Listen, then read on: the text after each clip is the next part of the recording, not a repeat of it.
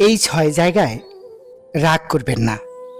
Number ১, সকালে ঘুম থেকে উঠেই রাগ করবেন না। এতে সারাদিনের কাজ খারাপ যায়। নাম্বার ২, খাওয়ার সময় রাগ করবেন না। এতে নেগেটিভ এনার্জির কারণে শরীর খারাপ হতে পারে। নাম্বার ৩, ঘর থেকে বের হওয়ার সময় রাগ করবেন না, না হলে কোনো কাজই ঠিকমতো হবে না। নাম্বার ৪, বাইরে থেকে ঘরে ঢুকে রাগ করবেন না। এতে ঘরের শান্তি ও সৌভাগ্য দূরে সরে যায়। নাম্বার ৫, প্রার্থনা বা নামাজের সময় রাগ করবেন না।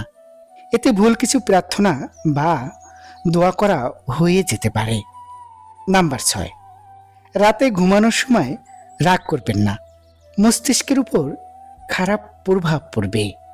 ভালো থাকুন।